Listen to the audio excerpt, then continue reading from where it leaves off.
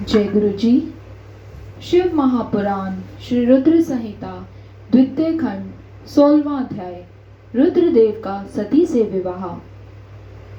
ब्रह्मा जी बोले, श्री विष्णु सहित अनेक देवी देवताओं और ऋषियों मुनियों द्वारा की गई स्तुति सुनकर सृष्टिकर्ता शिव जी ने प्रसन्नता पूर्वक हम सबके आगमन का कारण पूछा।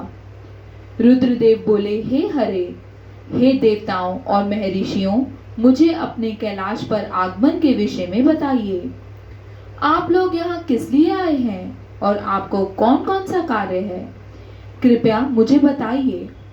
महादेव जी के इस प्रकार पूछने पर भगवान विष्णु की आज्ञा से मैंने इस प्रकार निवेदन किया।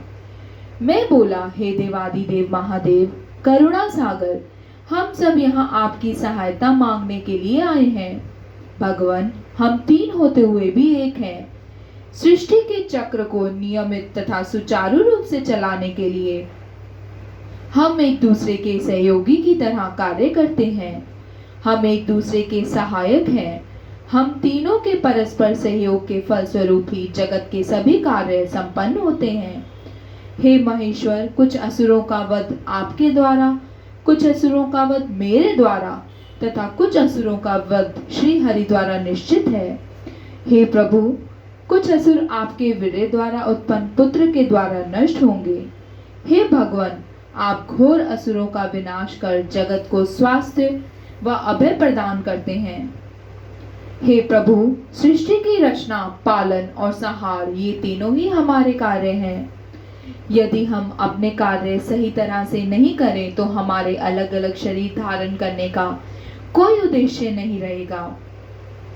हे देव, एक ही परमात्मा महेश्वर तीनों स्वरूपों में अभिव्यक्त हुए हैं। वास्तव में शिव स्वतंत्र हैं। वे लीला के उद्देश्य से सृष्टि का कार्य करते हैं। भगवान विष्णु उनके बाएं अंग से प्रकट हुए हैं। मैं ब्रह्मा उनके दाएं अंग से प्रकट हुआ हूँ। रुद्रदेव उनके हृदय से प्रकट हुए हैं, इसलिए वे ही भगवान शिव का पूर्ण रूप हैं। उनकी आज्ञा के अनुसार मैं सृष्टि की रचना और विष्णु जी जगत का पालन करते हैं। हम अपना कार्य करते हुए विवाह कर सप्तलीक हो गए हैं। अतः आप भी विश्व हित के लिए परम सुंदरी को पत्नी के रूप में ग्रहण करें। हे महेश्वर, पूर्व काल में आपने शिव रूप में हमें एक बात कही थी। आपने कहा था, मेरा एक अवतार तुम्हारे ललाट से होगा जिसे रुद्र नाम से जाना जाएगा। तुम ब्रह्मा सृष्टि करता होगे, भगवान विष्णु जगत का पालन करेंगे।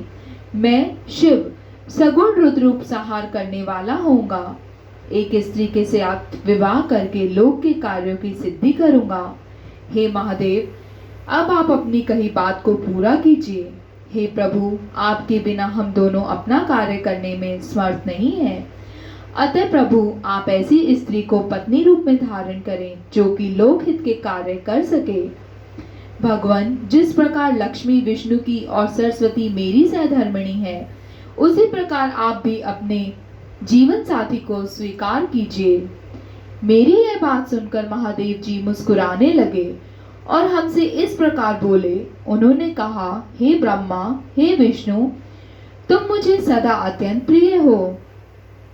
तुम समस्त देवताओं में श्रेष्ठ तथा त्रिलोक के स्वामी हो, परंतु मेरे लिए विवाह करना उचित नहीं है। मैं सदैव तपस्या में लीन रहता हूँ, इस संसार में सदा विरक्त रहता हूँ। मैं तो एक योगी हूँ जो सदैव निर्वृत्ति के मार्ग पर चलता हूँ। घर गृहस्थी से भला मेरा क्या काम। मैं तो सदैव आत्मरूप हूँ जो माया से दूर है, जिसका शरीर अवधूत है, जो ज्ञानी आत्मा को जानने वाला और कामना से शून्य हो, भोगों से दूर रहता हो, जो अविकारी है।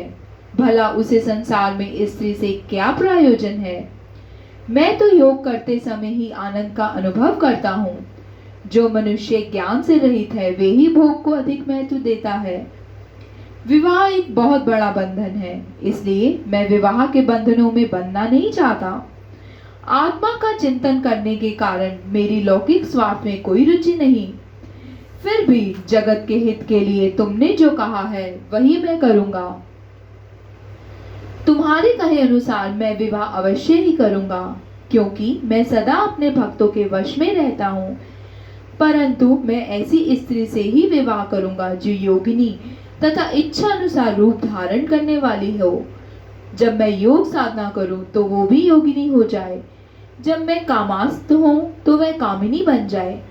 ऐसी स्त्री ही मुझे पत्नी रूप में स्वीकार्य है। मैं सदैव शिव चिंतन में लगा रहता हूँ। जो स्त्री मेरे चिंतन में विघ्न डालेगी वह जीवित नहीं रह सकेगी। मैं विष्णु और ब्रह्मा हम सभी शिव के अंश हैं, इसलिए हम सदा ही उनका चिंतन करते हैं। उनके चिंतन के लिए मैं बिना विवाह किए रह सकता हूँ। अतः मुझे ऐसी पत्नी प्रदान कीजिए जो मेरे अनुसार ही कार्य करे। यदि वह स्त्री मेरे कार्यों में विघ्न डालेगी तो मैं उसको त्याग दूंगा। विवाह हेतु शिव की स्वीकृति पाकर मैं और विष्णु जी प्रसन्न हो गए। फिर मैं विनम्रता पूर्वक भगवान शिव से बोला, हे नाथ महेश्वर प्रभु, आपको जिस प्रकार की स्त्री की आवश्यकता है ऐसी ही स्त्री के विषय में सुनिए। हे प्रभु, भगवान शिव की पत्नी उमा ही विभिन्न अवतार धारण करके पृथ्वी पर प्रकट होती है और सृष्टि के विभिन्न कार्यों को पूरा करने में अपना सहयोग प्रदान करती हैं। उन्हीं देवी उमा ने लक्ष्मी रूप धारण कर श्री हरि को वरा।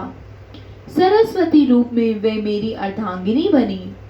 अब वही देवी लोकहित के लिए अपने तीसरे अवतार में अवतरित हुई हैं। उमा देवी प्रजापति दक्ष की कन्याओं के रूप में अवतार लेकर आपको पति रूप में पाने की इच्छा के लिए घोर तपस्या कर रही हैं। उनका नाम देवी सती है। सती ही आपकी भार्य होने के योग्य हैं। वे महातेजस्विनी हैं, आपको पति रूप में प्राप्त करेंगी। हे भगवान, आप उनकी कठोर तपस्या को पूर्ण करके उन्हें फल स्वरूप वरदान प्रदान करिए। उनका तपस्या का प्रयोजन आपको पति रूप में प्राप्त करना ही है। अतः प्रभु, आप देवी सती की मनोकामना को पूर्ण कीजिए। हम सभी देवी देवताओं की यह इच्छा है। हम आपके विवाह का उत्सव देखना चाहते हैं।